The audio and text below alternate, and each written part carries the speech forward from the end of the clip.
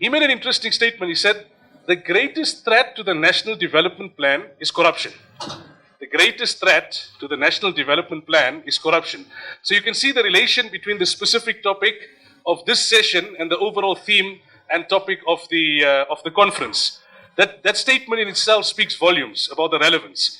But broader than that, corruption is a word that we hear often in South Africa, from politicians, from media, law enforcement officials, academics, ordinary South Africans. Around the braai stand, people have opinions.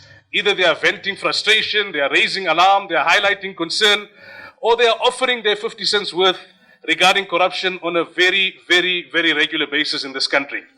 Corruption has taken a very key focus area. It has become a key focus area in the media. Many media stories in the last 20 years or so have centered around corruption, the biggest stories.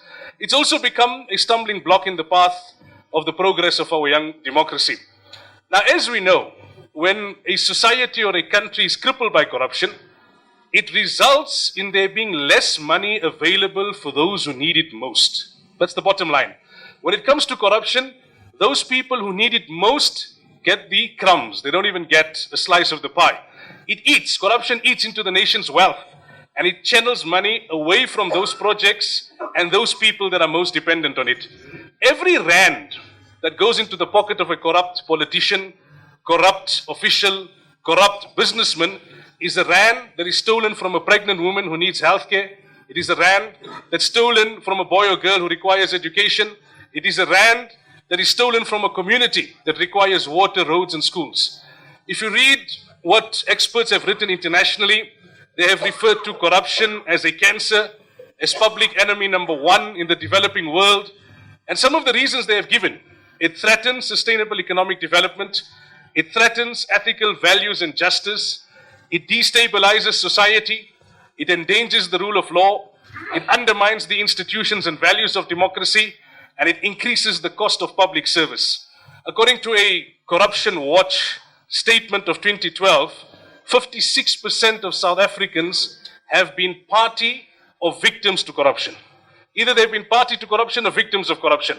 Willie Hofmeyer, the head of the SIU, told Parliament back in 2011 that 25 to 30 billion rands of government's annual procurement budget alone was lost to corruption, incompetence, and negligence. According to some researchers, South Africa has lost a staggering 385 billion rand since 94 to corruption. I know what you're thinking. How many Nkandlas could we have built for 385 billion rand? Now, stats aside, I think the greatest concern is that in South Africa, there is fast developing a culture where corruption becomes the norm, where corruption is part of life, and it becomes then largely tolerated. I think that's the greater concern, that people have become immune to it in many ways. They become indifferent to it in many ways because of the large degree of prevalence. Having said that, though, like with every challenge in life, and even the greater challenges in life, we have to be solution-orientated. We can moan and groan and go on for hours about the problems and why they exist and who's to blame. Yes, we have to analyze the past and we have to analyze the present in order to be able to draw up an effective and an adequate strategy going forward. So you have to look at the past and what went wrong, and the present and what is wrong and what is right, to be able to effectively plan for the future. But at some point, we need to start minimizing the analysis and the discussions about the current status quo and perhaps maximizing on what is required, whether the tools, the instruments, the infrastructure, and the character traits that we require going forward. Finally, this is a civil society conference. So hopefully, at the end of this session, we can walk away with a greater enthusiasm and a broader understanding with regards to the role that you and I can play in the fight against corruption. That's what a civil society conference is all about. Yes, politicians have a responsibility, government has a responsibility, institutions have a responsibility, but I think the Deputy President made it very clear last night, if the National Development Plan is to work, every South African has to subscribe to it. Every South African has to put the shoulder to the wheels and make a contribution. So, in terms of ASRI as well, we hope that the deliberations from this particular session and the others will help them to better position themselves to play an important role in the fight against corruption, to rise above the politics, and to become part of the solution rather than being just now an additional voice amongst those who are raising alarm and raising concern, as important as that is. Now, the format for the session going forward, we are going to ask each panelist to, in 3 minutes, tell us what are their thoughts in terms of the NDP, the National Development Plan, and how it deals with corruption. Whether, in their opinion, it's adequate in the blueprint that it provides to effectively combat corruption going forward. That's what we're going to ask each panelist.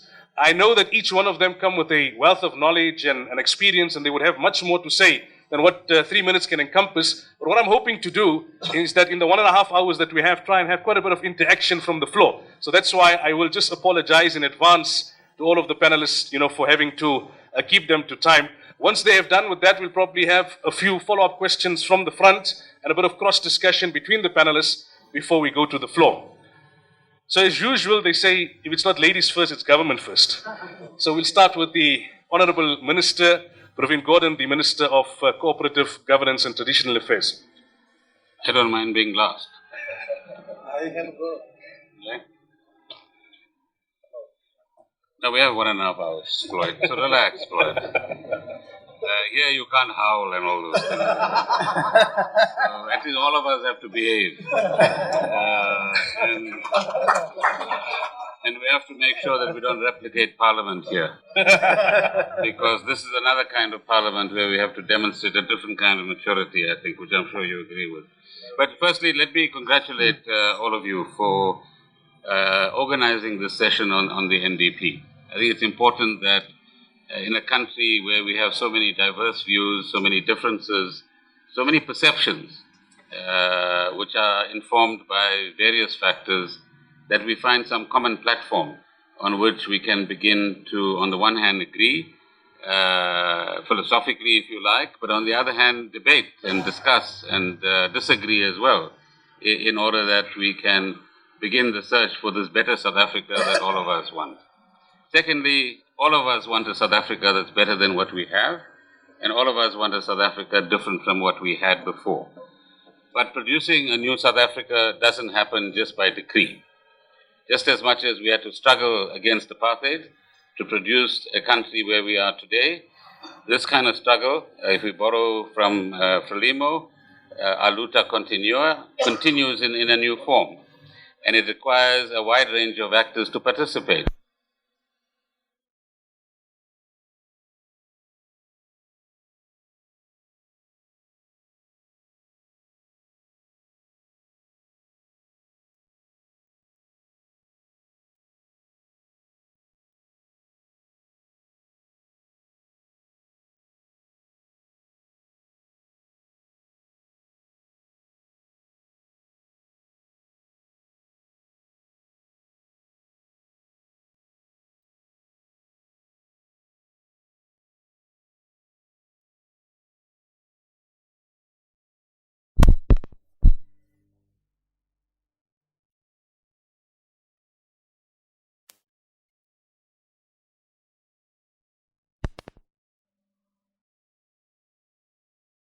Represent, if you say I represent government, well, I would say that in government we don't want corruption. I would say in government we want a set of institutions, both outside of government and inside government, which will, inverted commas, be pure. But I think history shows that wherever there are human beings, there's going to be naughtiness. So show me one place where there are human beings, where everything is clean, it's ethical. What we have, history is about a constant struggle between right and wrong, between one set of values and another. And that struggle will continue into the future, as it will be around this issue of whether we have corruption, what kind of corruption, and so on. In my experience, corruption is a major challenge. It takes various forms, it evolves in various ways. So in the old days, you would have had old-style business magnates who would influence governments and say, give me that policy on mining so I can make more money and I can extract more and I can treat my labor badly. That's corruption. You would also have had public servants that were extracting for themselves, just as you have today. And exactly as the chairperson was pointing out, these are the people who put themselves first before they put the public first. So we all speak in the name of the people. But often the people is a mask for various types of self-interest. And what's important in civil society and society more generally is to cut through that mask and say what's behind it, what motivates it, what are the driving forces that are giving us the rhetoric that we actually hear. So, from my perspective, there are different forms of corruption: rank stealing, making wrong appointments, or influencing wrong appointments in government, building leases, tenders, wastefulness, regulatory influence. You can go on. The chair is already warning me about 1 minute. My second point would be, we can't sit and moan about this issue. We need to find new, and that's what the NDP is about. It's about finding new forms of accountability, new forms of transparency, new forms of actually making sure that whatever we do, wherever we are, is easily detectable. Because once you shine a light brightly enough, it's very difficult to actually hide behind any kind of mask. But it's not easy. My responsibility now is in looking after municipalities, you can call it that. And there are very serious issues in municipalities and in other parts of government as well. There are politicians involved, there are officials involved, there are small businesses involved, there's big businesses involved. At the end of the day, it's South Africans who, I think, as a whole, that need to come to the party, who need to say, these are our values, these are our ethical standards, this is what we will not compromise on, these are the do's, these are the don'ts. Anybody who crosses the line, whichever background they come from, have crossed the line. And they must be treated on an equal basis. Often in our polemics, we don't cut through some of these issues in a crystal clear enough way. Last point is that all of us, whether you're in business, civil society, or government, we need public trust. We need public confidence.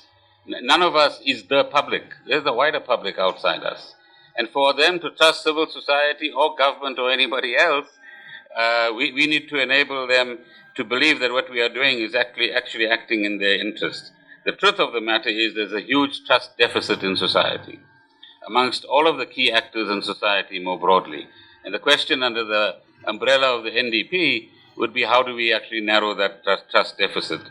I'm certainly committed, wherever I find myself, and there are many others like me in government, to fight corruption, to narrow the space for corruption, and we can do with all the help that you can actually offer us to achieve that goal. Thank you. Thank you, Minister.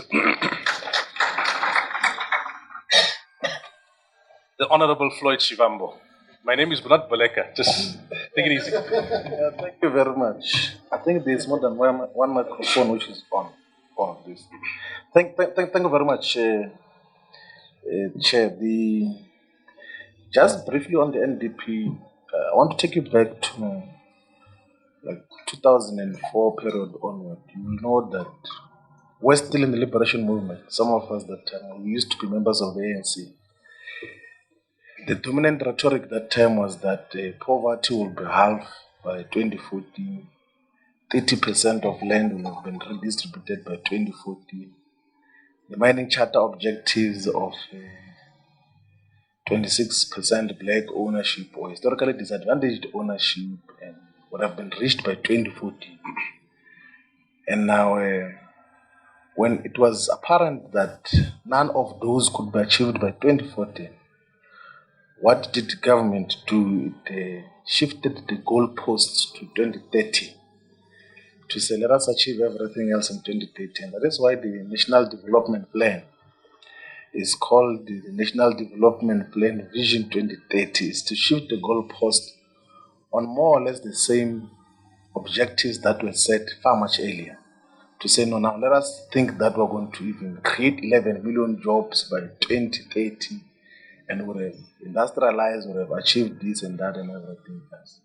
If you pay detailed attention to the ideological underpinnings of the NDP and what was policy of government prior to that, the gear, the accelerated growth on like for South Africa, the ASGISA, it's not fundamentally different in terms of what it seeks to achieve and the methods that are being employed to achieve those objectives. I don't think it must be hoodwinked as civil society to believe that the NDP represents a different framework of where we can go. Now, speaking about corruption, there are two forms which we can talk to of corruption. One is with regards to government-related corruption, which is inherent in the current design of the state.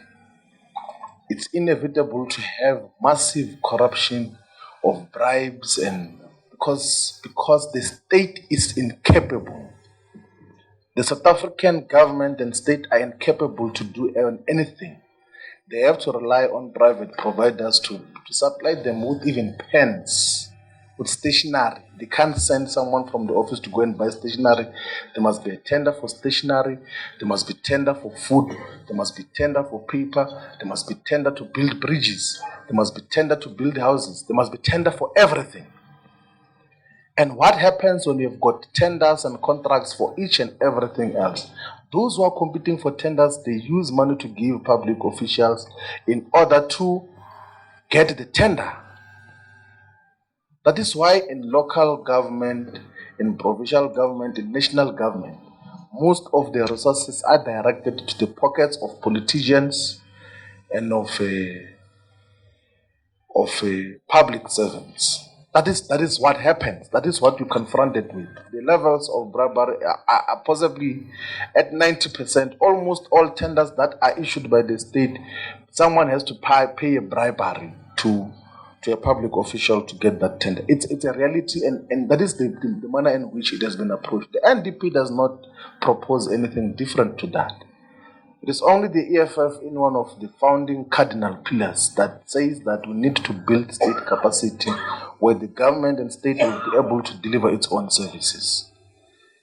Instead of having to issue a tender to close a pothole, you'll have to deal with that in a much more different way. Now, the second component which I want to talk to is grand-scale corruption, which is committed by the private sector, by the multinational corporations which are existing in South Africa, particularly in the mining sector, mainly because of lack of adequate legislation to monitor that. In almost all multinational corporations in South Africa, they avoid taxes by creating subsidiary companies in outside parts of the world, in the countries called tax havens. And then they sell goods and services to themselves. They overbloat the overheads. They bloat their overheads and so that they can avoid taxes in South Africa. And in terms of scientific research, South Africa has lost billions of rands, actually trillions of rands over the past 10 years to such kind of corruption. But because we have got an incapable state which is indebted to mining capital, it's unable to deal with that much more decisively. And we have brought all evidence to Parliament, to SARS, to anyone, to the Reserve Bank, that yes, evidence. The Reserve Bank even confirms that these billions of rands which are being shifted by the multinational corporations, but nothing is being done. There has to be decisive action in terms of how we move forward. And the NDP, by the way, is not a solution on how we move forward. What does the ANC do with all these things? It criminalizes institutions that deal with corruption decisively. There was corruption in Nkandla, it's a reality.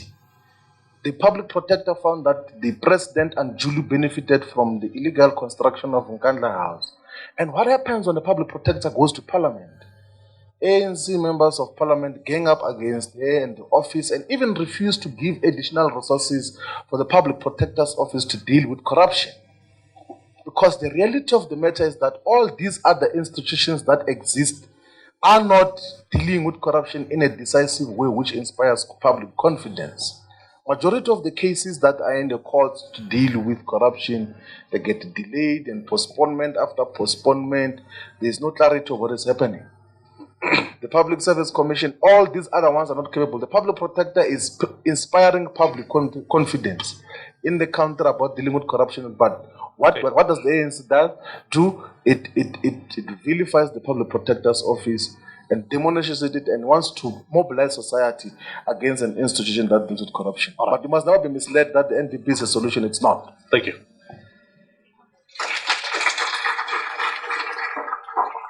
We'll now ask the Deputy Public Protector, Advocate Kevin Malunga, for his opening remarks.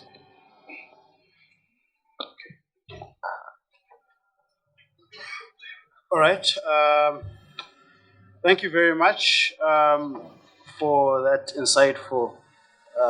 See, now I have to be Solomon. You know, in the I don't know if there's an equivalent of Solomon in Islam. Sulaiman, that's my name. Sulaiman, yes. The wisdom of Sulaiman, who try and Walk the middle road. yes, after the two competing extremes that I've just The sequence was intentional, so now the middle part is yours. yes, you know, in one way, I will agree with Advocate. I'm making him Commissar. Is it Commissar? Yes. Commissar Shivambu, Honorable Shivambu, that this is the beginning of the discussion, and of course, the minister has also rightly put across a number of the challenges. But just so we know, let me take us back to the theme of what we're talking about today, because the assignment was to talk about the national NDP and what it says about corruption and whether it's adequate and it's correct. The NDP in chapter 14, for those who want to find out where this discussion is, it says poor governance can fatally undermine national development.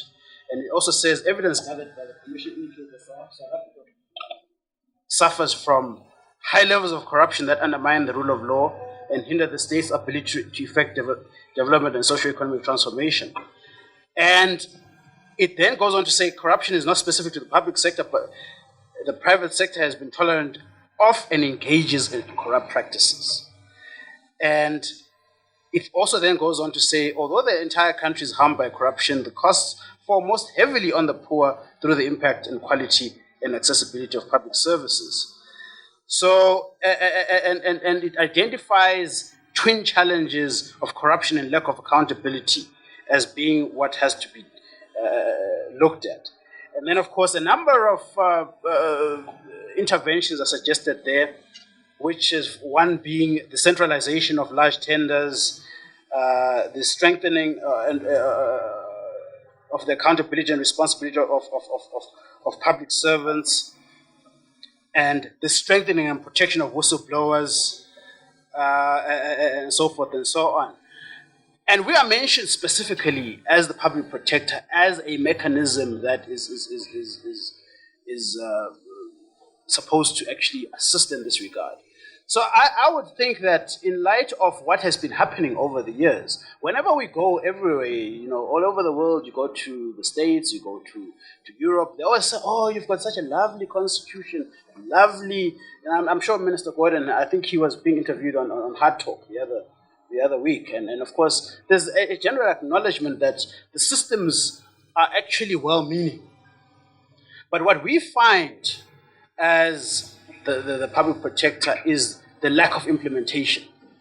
Has been, which is obviously what Honorable Shivambu, where I agree with him, is that there's a lot of talking, too much talking actually, but not enough doing. So obviously there was a lot of talking maybe 10 years ago when the 2014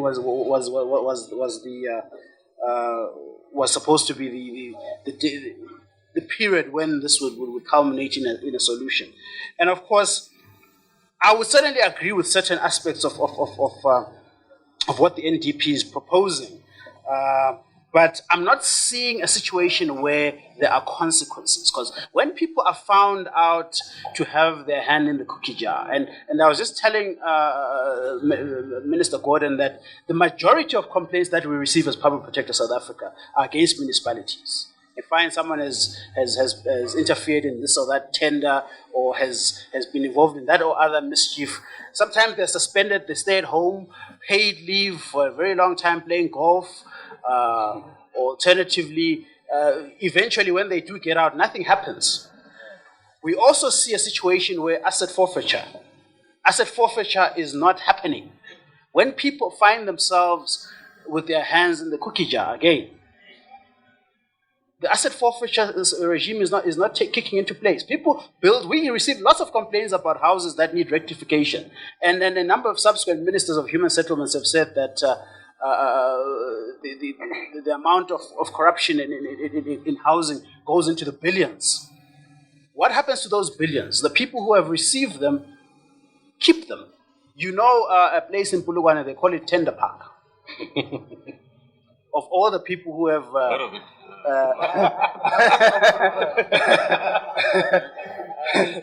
It's put in timeline to the I don't know, maybe there's a resident of Tender Park. Now, a lot of those gains are ill-gotten gains, right?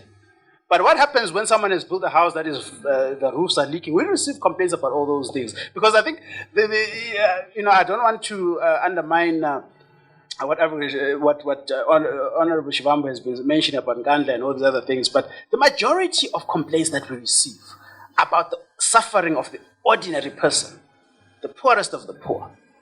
You see, so and that's where it hits hard, where corruption hits hard, because those are the people who it steals from. So those people they get to keep the ill-gotten gains and so forth. So I think part of it is that there are certain interventions where we need to really see the teeth biting at organizational level. In terms of the employees of government, and of course there's that suggestion with the National Development Plan. And we need to see a situation where people believe that, for example, the criminal justice system works, that they don't believe that they will get away with it. So there are many things that at a political level and probably at a legislative level and at a practical level. And of course, then again, there's also you, the South African public. You need to stop paying cold drinks when you're stopped, because that is corruption. You are also partisan in the, Thank you. So that's thank you for that. Thank you, Deputy Director. Professor Farid Ishaq from the University of Johannesburg. Thank you very much. Assalamu alaikum. I'm absolutely delighted to be speaking at a panel sponsored by Radio Islam. It's a particular delight to me, especially for those of you with long memories. For those of you with short memories, ignorance is bliss. I think it's really great, that a Muslim initiative wants to seriously engage with government and with a government initiative. I want to start off with a bit of a lengthy quote from a colleague of mine, Professor Aslam Fattar, who says that we too easily lapse into cynicism and every government action is viewed as a disaster. Some of our words of critique are laced with veiled racism against an incompetent black government. We seem to be the victim of our own discourses, perceptions, and blunt criticisms. We struggle to assert ourselves into this unfolding story of our national socio-political life, ending up as victims, not co-creating citizens. In fact, we tend to paint ourselves out of the picture. We give up on our agency to do things, to constructively contribute to social upliftment, development, and progress. We have to develop the sensibilities that can take us beyond cynicism and the idea that this country is going to the dogs. We have to go to a place of productive engagement. I think that this conference is a wonderful example of going into a place of productive engagement with a plan initiated by the state. Having said this, we need to guard against the idea of new orthodoxies being created all the time and us buying uncritically into these new orthodoxies. The NDP is one of those orthodoxies that are being created. That this is a product that is out there, it has been created, we're selling it to civil society simply has to buy into it uncritically. I don't like the presumption that the NDP is an uncontested document. The NDP is a contested document by many parts of civil society, by many of the labor movements in our country, by many of the political parties in our country. And if we want to constructively engage with the NDP, we have to look at it critically, not just as a product that is being given to us. Muslims must guard against the tendencies that they are a community that is meant to fit in. No prophetic community, no prophet ever came into this world and asked his or her fundamental question, how do I fit in with society? fitting in is not the business of Muslims. The business of Muslims is to challenge injustice, to critique, and to find other allies who are not in their own community. So I'm not talking about an exclusive Muslim struggle against injustice, but I'm talking about a critical engagement with government along with other partners. And those partners are not, those partners may well be Muslims, but the engagement is always critical. To reduce the question of our existence in this country to how do we fit in, that is a question of kufr, it is a question of heresy. Muslims are not in this world to fit in. We are here to create a better world and to challenge injustices. As for the question of the word corruption itself, this is one of those difficult words. It's like immorality. We speak about immorality and then in our heads, after some processes, immorality is entirely confined to sex and sexuality. And we forget that there's economic immorality, that there's social immorality. The same with corruption. Corruption at the moment, and the NDP also phrases it in that way, is entirely framed in the context of economic relations and economic dealings and economic subversion, and how do we not contribute to the economic development of the country. Quranically speaking, I can see my 1 minute arriving. The Quran uses the word fasad, which means pollution, the destruction of the natural order. And what is this natural order? This natural order is an order based on justice, that every soul may be rewarded for that which it earns, and that it shall not be wronged. So justice is, in fact, the reason behind the creation of this world. And so when we talk about a struggle against corruption, we need to understand that corruption isn't just an economic thing, but corruption is everything that militates against a just order. And this includes economic policies, it includes larger ideological systems, and it includes the wages or the pittance that you pay to your domestic workers. All of this is included in the Quranic understanding of fasad, of corruption, which goes quite much wider. And so we can insert ourselves into the NDP discussion of corruption, but we need to understand, and here I'm speaking as a Muslim, we need to understand that for a Muslim, the question of corruption is one of fasad, a disruption in the natural order, and the natural order is one of a just society for all. And so struggles against corruption must be a part of a larger struggle to establish a just order, which may well go against the economic interests of many people inside this room today. Thank you very much. Dr. Shaukat Faqih. Assalamu alaikum. One of the good things of speaking last is that everyone has said everything else, so there's not much for me to say, but be it as it may. I think the question that was posed by the chairperson, does the NDP cover corruption adequately, fraud and corruption?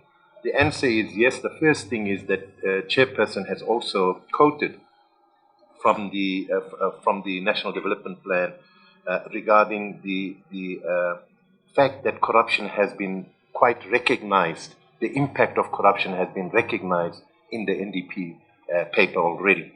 And I think the idea here is that it's been recognized to highlight the threat and the scourge corruption has in undermining the democracy and the vision of the new dispensation of delivering a better life for all. I think many have spoken as to the impact that it has at grassroots level and the impact it has of achieving that vision of delivering a better life for all. At a policy level, I believe that there is good policies and that kind of thing and thought leadership around the issue of corruption. The issue revolves around, and I think the Deputy Public Protector made reference, is what are the mechanisms and structures do you have in actually implementing that at an operational level? And I think that's where we come quite short.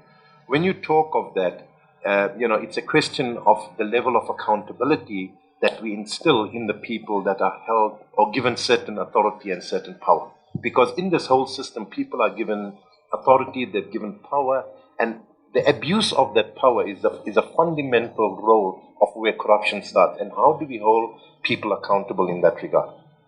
I think the other issue that was also raised is that corruption is not a one-way street. In other words, a lot of focus, and I think rightfully so, is being placed on government.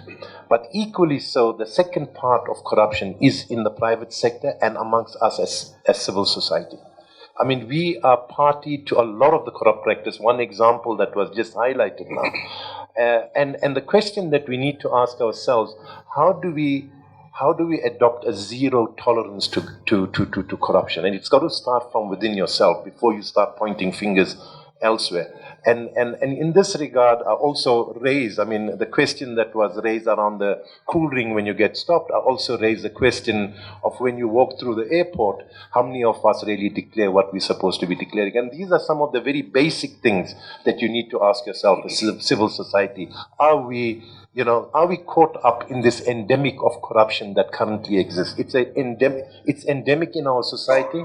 I think Minister has also mentioned corruption is not unique in this country, and that's true. It's all over the world. But I think the extent and scale of corruption that we experience in this country is far too high.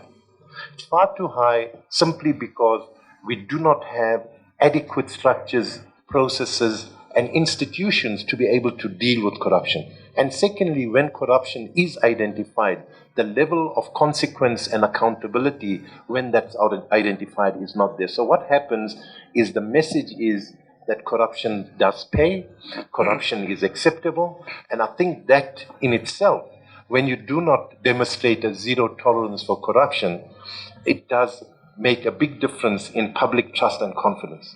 And I think to me, the details of how we fight corruption going forward. The NDP has given us a blueprint regarding that. I think the devil is in the detail. And I think everyone, including government, private sector, and civil society, has to play a role in making sure that we fight this corruption and we adopt a zero tolerance to corruption going forward. Thank you. Thank you to all the panelists for that most enlightening and educational and at the same time very encompassing contribution. When we received the facilitator's brief, we were told that we should separate the discussion into three parts. The first part, for contribution and opening remarks from the panelists. The second, third, for questions from the chair. And the last third, for questions from the floor. But because we've got such a packed house here this morning still, I will try and keep the round that has got to do with questions from the chair very quick and very swift. And I'll ask the panelists also to give very brief and succinct answers so we can have more interaction with the floor. We will go in the same order that we went the last round. Minister, I'm tempted to ask you that what on earth is happening in SARS after you left, but we'll park that for another day, another conference perhaps. Just pay your tax, don't worry. The question is that, retrospectively, looking at the last 20-odd years of government's performance when it comes to combating corruption, what would you say were the critical flaws? Where did government get it wrong in the last 20 years when it came to fighting corruption, and how should they learn from that going forward? I was going to borrow from the professor's first quote. You see, let's talk about the positive. And the positive is that we've built a whole new governmental system, and we're still building it. And in building it, you've got to overcome all the natural bad tendencies of human beings, which is I take for myself and not for others. I become greedy. I become selfish. I want to accumulate wealth. And perhaps if you take what he's saying one step further, we should actually talk about what is the current state of capitalism in the world. And what are the drivers of the kind of economic structure, social habits, that the current stage of capitalism actually gives rise to, because that's the fundamental issue. And that is what creates this insatiable greed. There's a book which is called How Much is Enough? We never ask that question, how much is enough? How many of us say, I've got enough shirts or enough shoes, the ladies, and so on? Because there's always more that we want.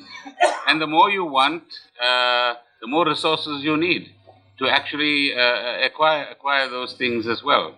So what we still need to do as government, let me put it that way, is certainly to strengthen institutions. from my Sal's experience, one of the key things in getting the balance right between, let's say, the right thing and the wrong thing is that you must heighten the risk of detection.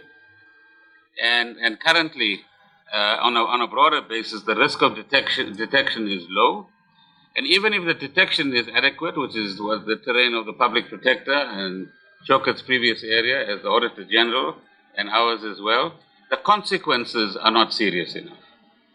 Because we don't have strong enough institutions to really lock people up, show them that there's a severe penalty for doing the wrong kinds of things.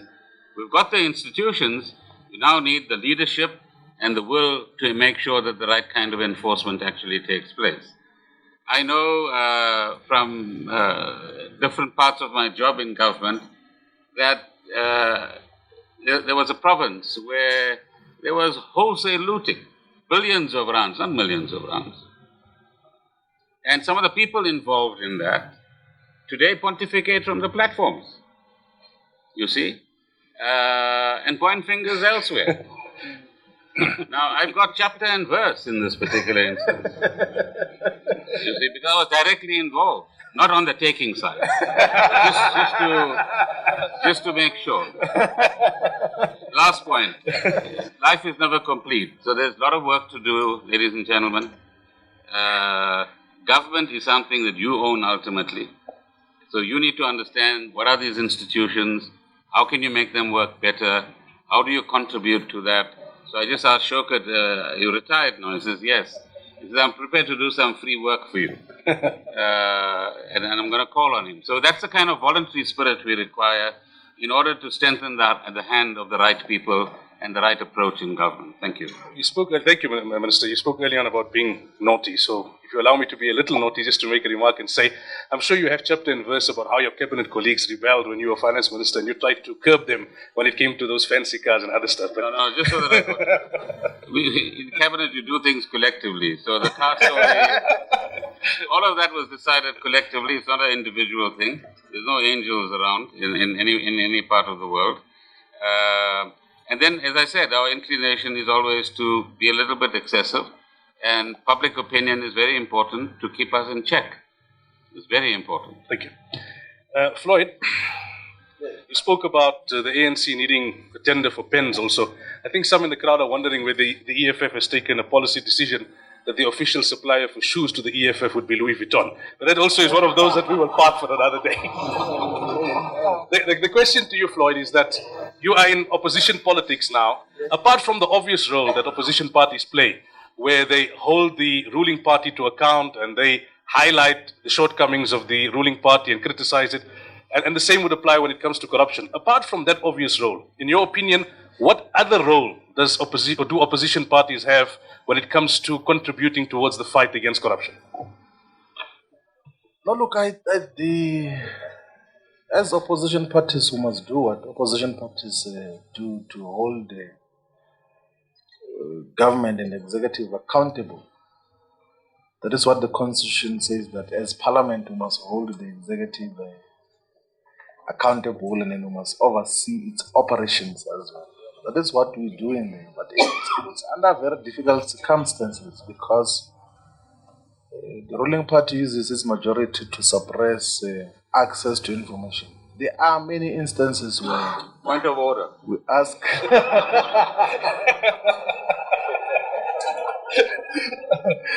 There are so many instances where we ask for basic information and it's not provided to us. I mean, now the Minister of Finance says, well, the AAC says he's the first black Minister of Finance. I don't know what it means. The Minister of Finance, he says he's going to sell components of ESCOM. And then we say, what are you going to say? Lisa, I'm not going to say that to you. And what is a standing committee on finance which is supposed to oversee the operations of government. What that means is that in the future they can go and sell everything. They can go and sell the union buildings and sell huge government infrastructure without telling us because they're saying it's secret, it's market sensitive. That is what we're dealing with on a daily basis, where we're not allowed access to information, but we at all times speak for people. That is why in the EFF, for instance, we had said that those who identify incidents of and they know about corruption, they must come to us and we speak about those in Parliament. We are playing our role in Parliament. You must remember that the EFF got 6.3% of the voters in the last general elections. What that means is that 93.7% did not vote for us. Maybe they will vote for us when time progresses. We were not yet the quantitative majority. Yes, the qualitative majority. But we're not yet the quantitative majority. So there is only certain things that we can do. And we're doing that excellently. That is why when we stick to an issue of accountability, we do not compromise.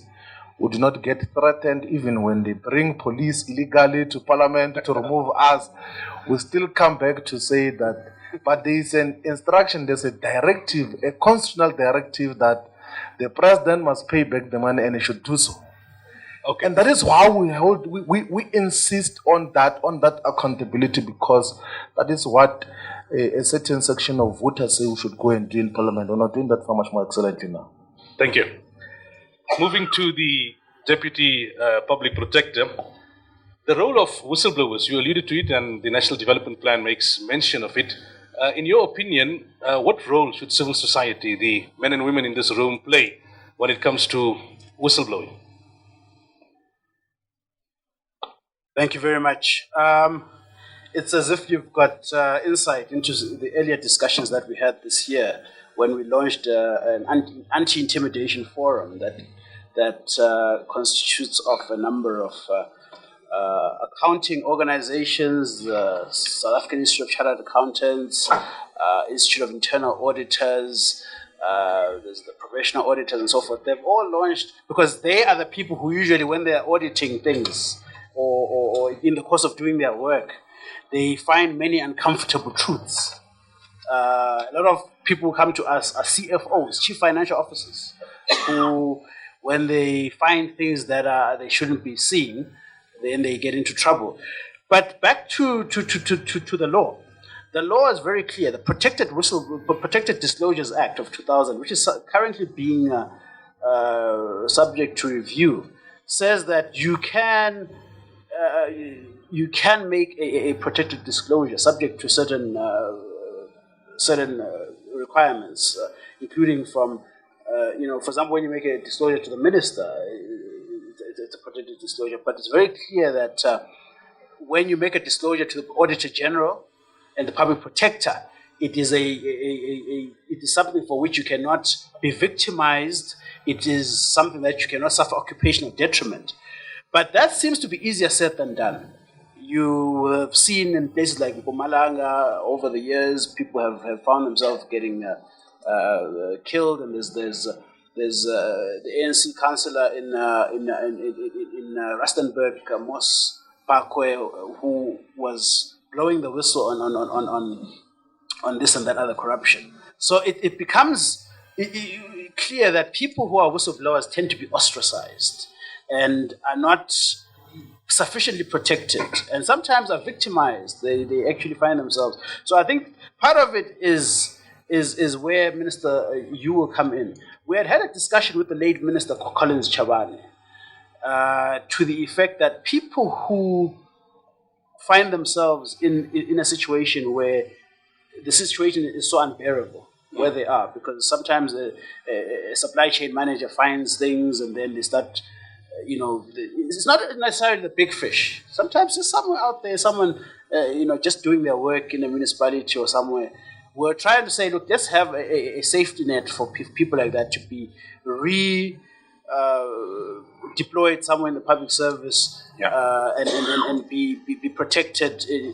So that's where the mechanisms for protection. But then again, the civil society like yourself, you need to get involved in blowing the whistle, because you are living next to people who someone is a traffic officer but drives a Range Rover. you know your neighbors. He's getting a lot of cold drink. Yes, who's getting a lot of cold drink. So you, and by it's actually a collective effort. I don't think government can do it alone.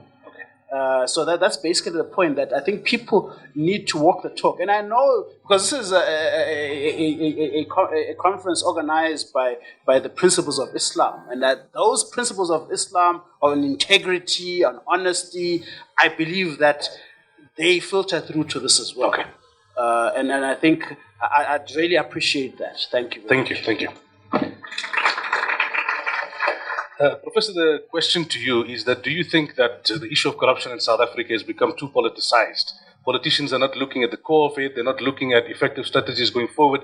They're using it as a convenient political tool to knock each other, and that perhaps creates a sense of disillusionment on ground level, and that's why maybe we're not seeing that kind of active participation from the citizenry in terms of the fight against corruption. I do think that the political parties, that the opposition political parties, in the name of holding government accountability, have reduced the problem to a very, very narrow, angle. That this particular government, and for some, one of the political parties, opposition political parties at least, it is this black government that is not capable of running the country completely. So there is that angle to it. I do think that in this narrow focus on what government is doing, and government in the corrupter, we're missing two very important part of the pictures. It is like you see a few sex workers in the street on Oxford, and you think that, oh, these prostitutes are the problem. The real problem is the fact that for each of these one prostitutes that you have on the streets, you probably have about 500 customers that they've had in the last year. And so nobody talks about the 500 customers. They talk about the single sex worker that they see on the street, and then they struggle to, how do we get sex work out of our areas? And so what political parties have done, they've reduced the problem to the problem is out there. When the problem is in some ways out there, only part of the problem, and the larger part of the problem is out here in front of us. That is where the larger part of the problem is. The second larger part of the problem is the ideological problem.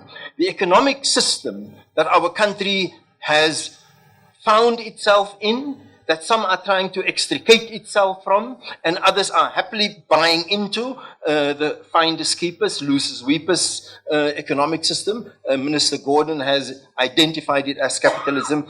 That system must create the idea that you never have enough. There is never contentment. There is never a moment at which you give praise to God for what you have and thanks. Bas, this is enough. And that the larger life is another life. That we don't have.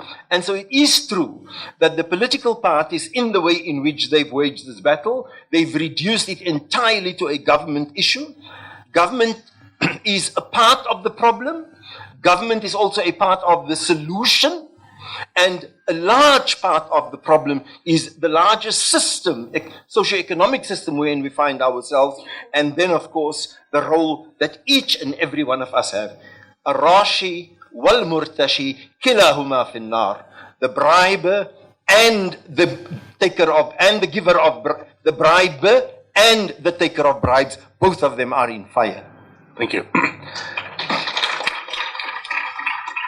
And finally, Dr. Fiki, the issue of tenders. I mean, it's a huge issue in South Africa. We know now the term tenderpreneur. We know how the political parties use it. The NDP touches on that. It looks at the option of a centralized authority that would look at major tenders and long-term tenders. Having been the Auditor General, having worked up, down in the political infrastructure, doing audits, what are your thoughts on how we can overcome this issue of tenders? Well, corruption related to tenders, obviously. Okay.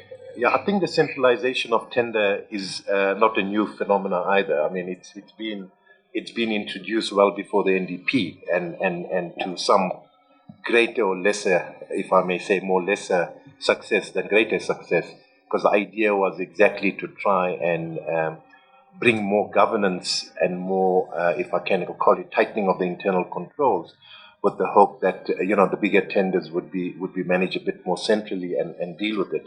Unfortunately, again, from an implementation point of view, that hasn't worked to the level that it was initially intended. And I think the NDP now rightfully recognizes that to be still a problem, and therefore is trying to reiterate that. But the issue on tenders is that, again, as Minister has identified, that anyone who finds that there is gaps in the system, right? It's human nature, particularly if you put in the power of authority and power, to try and see what you can get out of that system.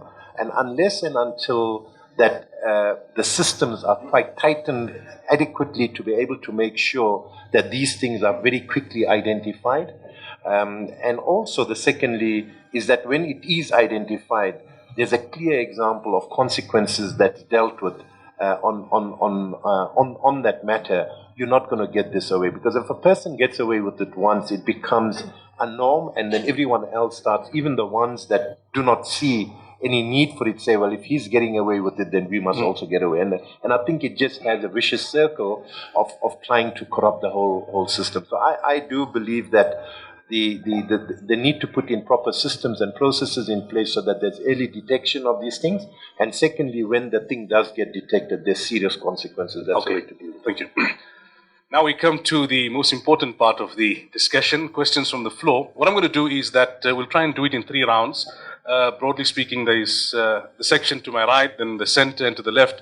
So we'll take 3 questions from the section to my right. I've seen 1, I've seen 2, I've seen 3. Okay, and then we'll move to the next. We'll allow the panelists to respond, and then after that, we'll move to the other 2 sections. If the roving mic could be brought to the gentleman right here in the front. In our constitution, we do, government doesn't make everything. It doesn't make pens as far as I know. So the only question is, how much do you pay for this pen? Put in very simple terms. One of you would say, I sell it to you for 10 rands. The other will say 20 rands. And if you pay me enough, the other will say 50 rands and I'll pay for it. The question is, how much is it worth? How do you make it competitive? How do the 3 of you that are bidding for me to buy this pen from you know that you're getting a fair chance at getting the business? And how do I know as government whether I'm paying the right price in terms of spending public money? That's the bottom line.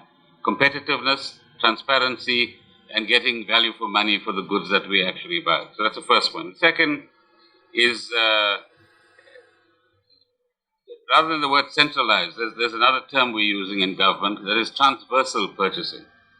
The best example we have at the moment is the antiretroviral drugs, which used to be bought by each province, tendering, doing its own thing. And when we started doing a transversal contract, in other words, central government buying for everybody in the governmental system, immediately we began to save 2 to 3 billion rands because of the scale of purchases. When I last checked, there were about 100 items on that list. In our budget vote during the week, we announced that we want to do the same thing, for example, for electricity reticulation infrastructure in municipalities. So at the moment, 278 municipalities do their own thing, buy their transformers or whatever the case might be individually. We think we can save a lot of money if we put that on the transversal contracting list. And I just want to reinforce what Shaukat says. The issue is not the tender system, it's the human beings, the checks and balances, the kind of bribery and corruption that actually occurs, and the lack of consequences for people who actually engage in this activity. Thank you. Deputy Public Protector, the question with regards, how independent are you really? The Nkandla issue and the way it's playing out may seem like, or it may make it look like that the independence of the Public Protector's office is somewhat compromised. Thanks. We are as independent as any public institution actually gets.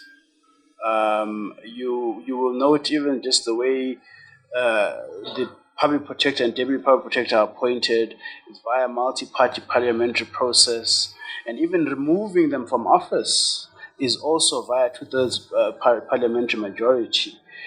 So there are many safeguards that are in place that are there to actually ensure that the work is done without fear or favor. And very interestingly, the law says you may not insult us. But I don't know whether that's actually been followed to the letter. But the reality is, we have not, during the course of doing this work, ever received a phone call from someone saying, no, you can't investigate this, because they can't. The law does not create an enabling environment for that. There's so many safeguards constitutionally. And this is a constitutional body, remember. People always say, remember what happens to the Scorpions. The Scorpions are not a constitutional body. You would need 2/3 majority to amend the constitution, and that's not going to happen. So we really believe that the work continues. The reports will come out. We will continue doing our work without fear or favor. But what really then happens is really, the challenge really is what happens to those reports in terms of implementation and so forth. But I think as far institutionally, there could be no greater guarantee that the independence is stronger than ever, partly because people are more aware about what the institution does. And as I said earlier on, the majority of the work that we do, 40,000 complaints a year, the majority is about ordinary people getting their lives back. Okay. So there's nothing to worry about as far as that is concerned. Floyd, the question to you, if tomorrow we were to be saying, President Malema, what are your policies on fighting corruption? That's fine. Just before that, I think, because there was a request that we should all respond to the question of centralizing corruption. Centralizing The National Treasury is establishing the Office of the Procurement General, who is going to be responsible for all state procurement, I think from local level to national level. It's going to be a very big office. If the principle of procurement continues in the manner in which it is now, I think it will employ possibly 100,000 people, because the state procures everything every day. And if that office is going to be involved directly in procurement of all services, it's going to be a very big office. And if it's a big office in the current context, it's going to be like what the Gauteng Shared Services Center was before. In Gauteng, they centralized the procurement, and all people who were trying to supply services or apply jobs will submit their processes to the GSSC. And it was bloated and it was unable to do anything. Most people were not paid on time. It just caused crisis for those who had to. I don't know what is going to happen differently. So what it will mean is that when the Office of the Procurement General is established, it will be the public servants who get bribed, those who receive the documents and all those other issues. It's not dealing with the center of the problem. Okay. The problem is to deal with the whole issue of state procuring unnecessary services which they can deliver themselves. The state must build adequate capacity to deliver services directly to the people, not relying on the private sector to do so. Because such opens up space for, and that constitutes the core of our policies, that let us build state capacity, but also let us open political party funding. Let us disclose, let us pass a law that says that whoever gives you money as a political party, it must be public knowledge. We have open meetings in parliament there. So the political party funding must be open. But also, if there is still going to be remnants of procurement in an EFF-run government, the adjudication process are going to be open. So the parliament will be opened, our meetings will be opened, even the adjudication process of who's going to get the tender will be an open process where members of the public will see that this is how a decision was reached. Because in most instances, there are secret processes of adjudicating who gets which tender, and then they just announce that the company which is owned by Kulubuse Zuma has won a tender How you do not know. For KFC. Find a person does not even own a single spade or a garden fork, but has got a tender to build a road to where you do not know. It's one of the things that we're dealing with in terms of these issues. Yes, and there must be an open process of engaging. Talk about Malema's company. Those are the realities of it. So those are actually just lastly, Chair, you know, the EFF the way it's conceptualized as a movement is that we've got 7 non-negotiable cardinal pillars, and part of that are those principles. We always say that, and those are the pillars and the principles that will not change of fighting corruption aggressively. And it will take another founding conference to change those pillars. And we fight corruption openly, and we open up to everything else that we do. Sure. Thank you. Professor Farid, Yes. two-part question to you. Chairperson, the most important thing is that we need to be the change that we want to see. I have a political party on my left, and that during the election spoke extensively about criticizing parliamentary salaries, parliamentarian housing, parliamentarian privileges, and. As soon as they got into parliament, they made use of all of those privileges. When they were asked, when they were asked, are you giving up your housing? Are you giving up your salaries? So they said, no, we are in opposition now, only when we get to government. So the point is that I didn't speak about the EFF, did I? As is kunyo pasta kan je het aantrekt. If the shoe fits you, then you may as well wear it. I want to quote, as for what do we do? How do we cut off the hands of corruption? Briefly, in 3 points, and I'm paraphrasing Minister Ibrahim Patel in a talk that he gave in Cape Town a year ago. The first is to speak and never be silenced, but be relentless in your criticism of any form of corruption wherever you encounter it. The second is to refuse to give a bribe ever and to receive a bribe ever. The third is to be courageous and self-reflective about our own complicity in the abuse of power or using connections improperly. That's my response to the first part of your question, Iqbal.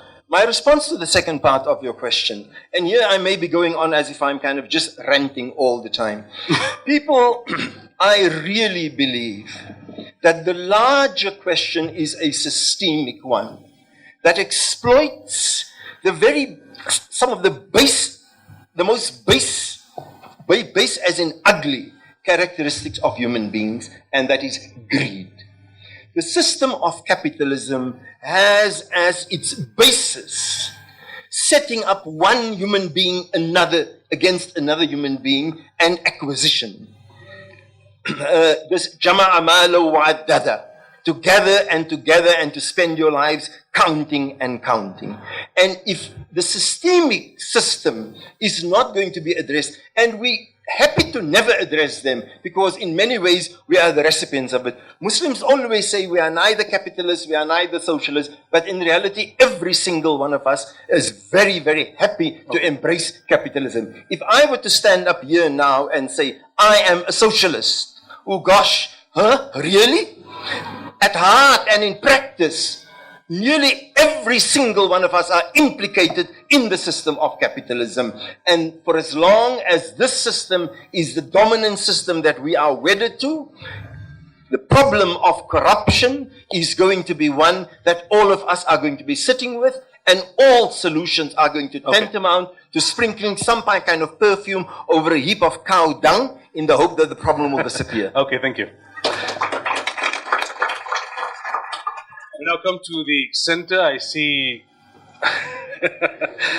Shamshad and the brother here. If the two of you can combine your question and one can speak, I'll appreciate it, because time is almost up and I still got to go to that corner. Let's have the roving mic here.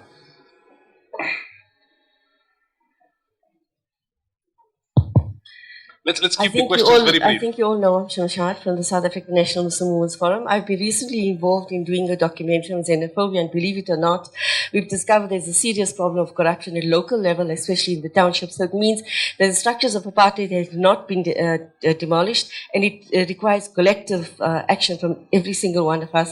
But there's also another serious problem of so-called multinationals involved in it, that the documentary will reveal itself. My question to you, Mr. Gordon, is what are you prepared? Would you be prepared to take on the multinationals? I'm quite satisfied to hear that you are going to be dealing with those involved in corruption, because there's going to be some sort of justice seen to be done. I also believe that, as Professor Farid Essaq said, that each one of us have a role to play. But I think until we don't address this major problem at local level, I'm not going to discuss corruption at national level. I think that is enough entertainment here.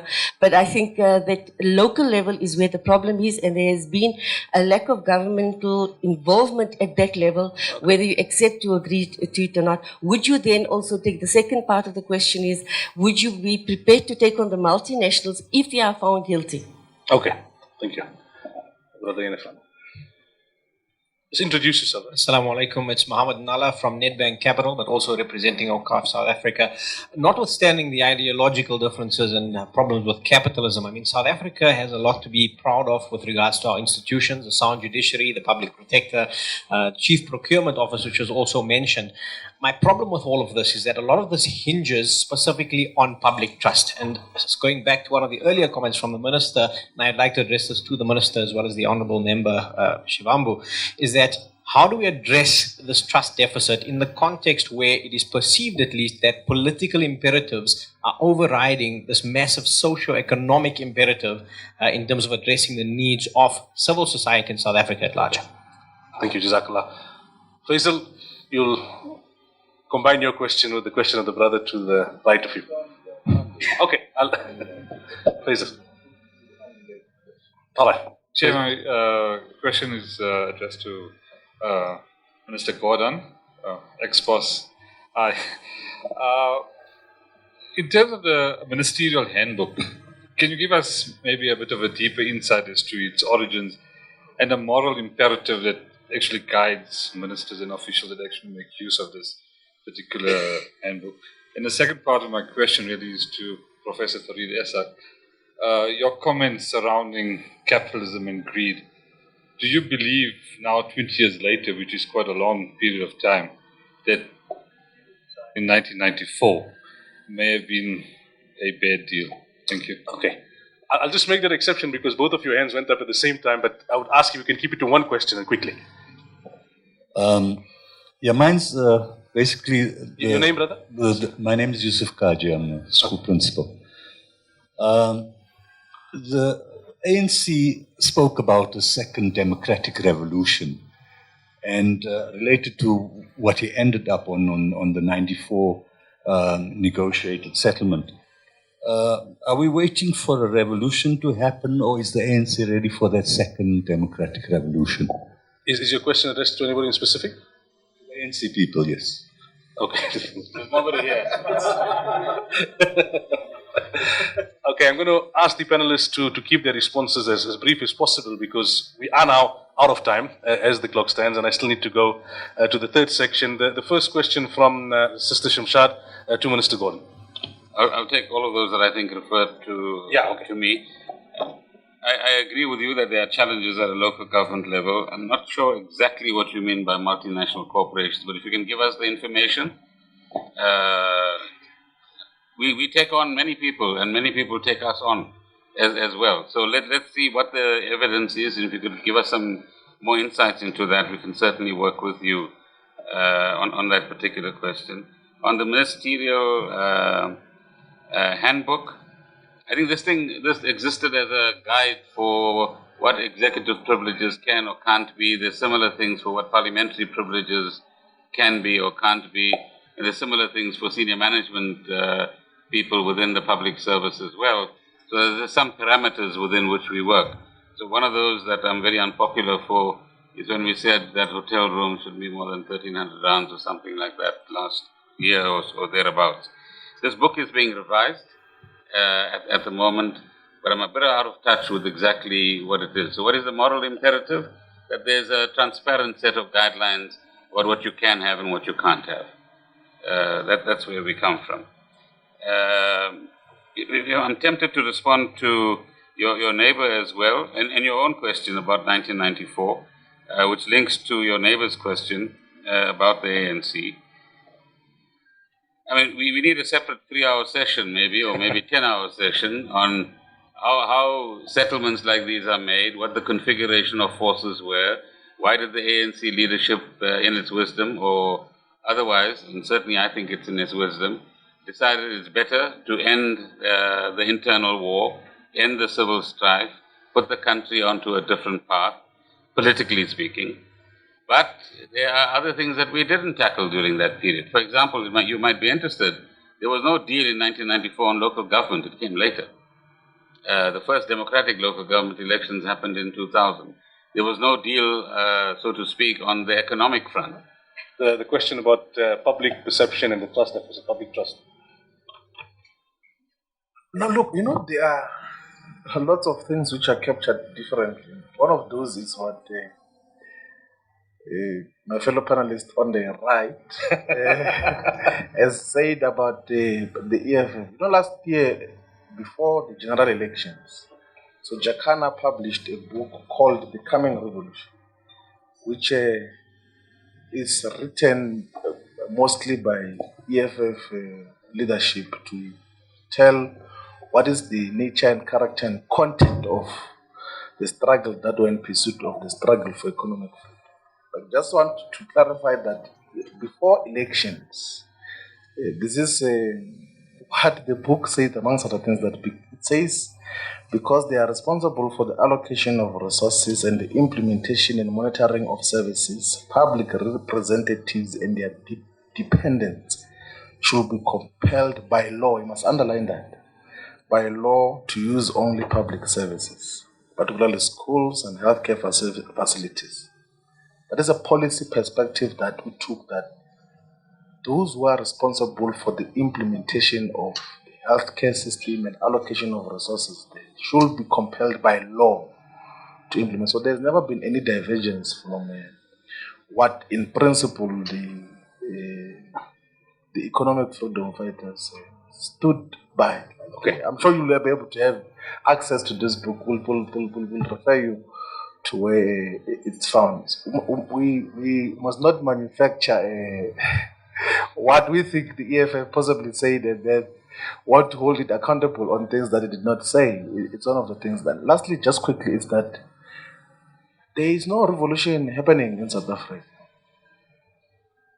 There is no national democratic revolution. The national democratic revolution was understood in the liberation movement as a struggle which had to resolve the class, gender, and national contradictions and primarily achieve the aims and objectives of the Freedom Charter. The Freedom Charter says that all wealth must be transferred to the people as a whole. The mineral wealth beneath the soil, the banks and monopoly industry shall be transferred to the ownership of the people as a whole. Okay. Such is not the case, and there's not even a plan to deal with that. So there's no revolution happening. There was transplacement of the white regime with the black regime, but the same program continues of capitalist exploitation under the management of the ANC government. And to say there's a revolution, I think really it's an overstatement. I don't know, it's daydreaming. Thank you. Professor Isaac, the question to you about 94, was it a bad decision? I'll be very brief.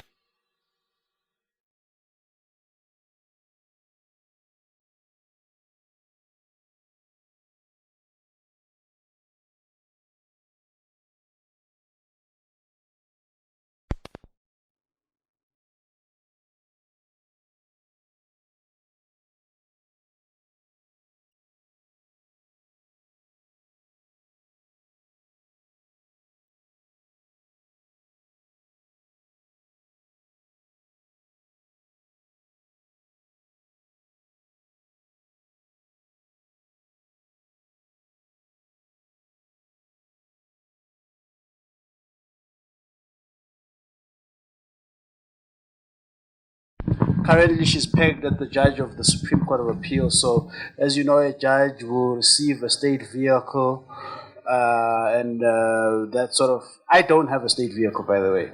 And of course, the public protector will also have 2 bodyguards and so forth and so on. I have a decent income. In other words, it's pegged at a fairly manageable level. But so we are actually not on the same framework as ministers. In fact, I think we try by all means to be frugal. We have very old furniture in our offices, and and we try not to be flamboyant when we book hotels and when we travel and so forth. Nothing about 5-star. Yeah, we try, but there are. Remember, there is a 6-star in Cape Town that got I think one of the former ministers into trouble when he stayed there for too long. But I mean, we try by all means to walk the talk. One of the themes of our good governance campaign last year was to walk the talk on good governance. Okay. So it's not really, as I said, it's not sometimes about the law or about the prescript. It's about we consider ourselves to be the conscience of the state. Therefore, we try and implement many of the things that we preach to society. Thank you. Thank you. Minister Gordon?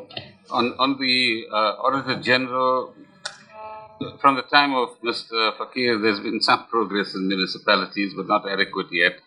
Are there consequences? In some instances there are.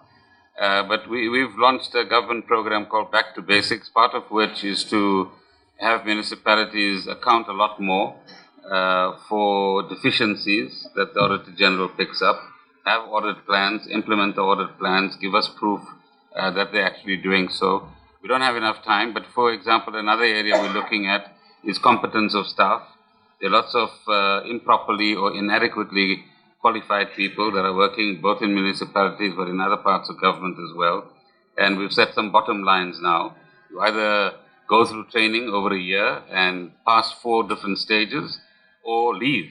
The Minister of Health, for example, has fired many CEOs that were in professions that didn't quite match what was required to manage fairly substantial hospitals.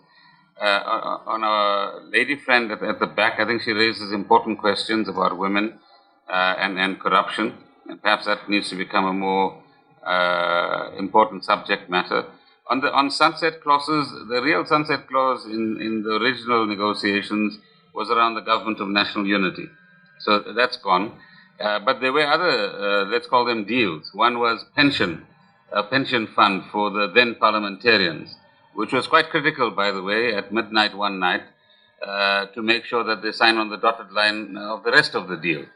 The second one was in respect of public servants continuing in their jobs, not having their pensions and so on compromised, and not being dismissed on an unfair basis. And I think you've covered some of the phenomena that you've noticed. But on the other hand, there have been also good people that I've worked with who come from that background, who are committed to the new South Africa, and have important institutional memory, which us new guys sometimes want to actually ignore. In rounding up, I think the debate is an important one. The debate's given us an opportunity to ask ourselves some important questions about what kind of society do we want? What do we mean by social justice in practical terms?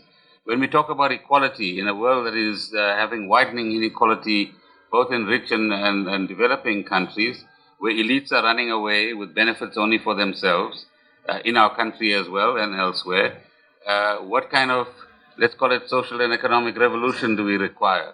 And what does revolution mean in the 21st century?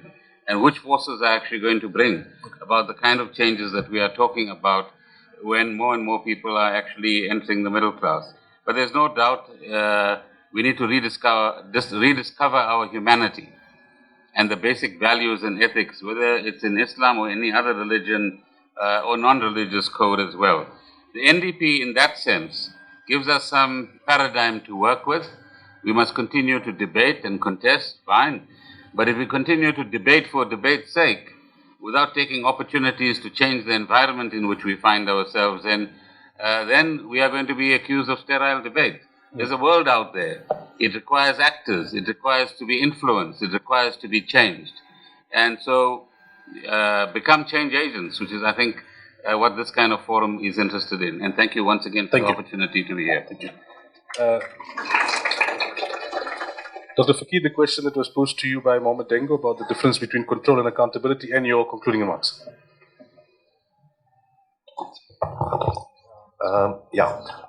I think the point is raised, which is valid, but I think the two are not mutually exclusive. I think you need elements of both control and accountability. The control framework does provide the framework within which some people must work, but ultimately the person must be held accountable. So I don't believe that you should ignore control and just put accountability as the end result. You've got to have the control mechanism and you've got to have accountability. You've got to have both. They're not mutually exclusive. Of course, sometimes when you do put controls and the controls are quite cumbersome, the speed and the speed of delivery does get impacted. So I think there is elements of that one can look at, but you cannot ignore controls entirely and just say you're going to hold someone accountable, because without those controls, it becomes very difficult to hold someone accountable. Thank you. Professor Isaac, your concluding remarks? Thank you very much. I've used this analogy often, but it's still a great one. When you put a white sheet on a wall, and you put a black dot, or even 4 or 5 black dots on that sheet, and you ask people, what do you see? The vast majority of people will tell you, we see the black dot, or the black dot. They will not tell you that they see a white sheet. Friends, we must never forget where we were 20 years ago. Never forget where we were 20 years. If you look at where we were 20 years ago, and if you look at where we are now, in terms of where we seem to have forgotten the racist legacy of our country. We seem to not acknowledge the huge contribution that government is making in our townships, in our lives, especially in the lives of ordinary black people in rural areas and so on. And so we need to remember that there is this idea, I think in the media, a deeply racist and colonial arrogance that corruption is endemic to an ANC government.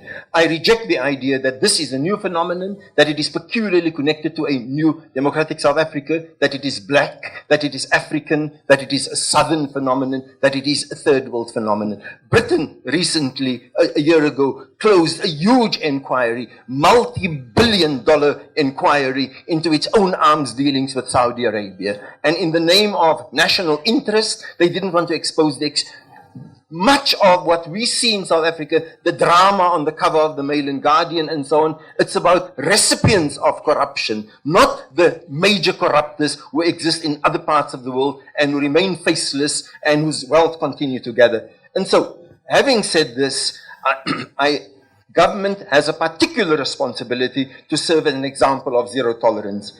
And at the same time, it is simply wrong, deliberate, personally injurious, and not taking our own faith and our lives as believers anywhere if we reduce the problem to government or to politicians. Thank you. And the sun will set on this session with the Honorable Floyd Shivambu. Thank you very much. The context of the sunset process was not just those mechanical agreements that were reached during negotiation. And there was a set of policy agreements which found expression as well in the constitution of the first democratic cabinet, 1994. All the strategic ministries and departments were given to those that had control so that the continuity of the past continues. Like Cruyff van Niekerk was Minister of Land and Agriculture. Dick Botha was Minister of Mineral Resources. Derek Keys was Minister of Finance. To just continue, that illustrates that the key economic sectors were safeguarded so that it's a continuation of the same system that was in place. The explanation that we got in the ANC then and until when there was still conceptualization was that the sunset clauses were a tactical retreat. A tactical retreat is that you take 2 steps back, but with the aim of going further up. Like what Floyd Mayweather does, But it looks like it was not a tactical retreat, it was a strategic capitulation, that the ANC has been defeated by the economic forces that have been in control and ownership of the economy of South Africa. And unless that narrow white monopoly capital is dismantled, the Freedom Charter says it should be dismantled, the crisis that confronts society will continue to happen in the manner in which they are happening now. Corruption will deepen. There will not be any hope. But civil society must play a much more visible and meaningful role. We don't hear you from civil society saying much. We need to hear you in Parliament. There's space to listen to you. Let us heighten the voices against corruption and make sure that we build a better country. Thank you. A few announcements before we conclude. We'll break for lunch and for the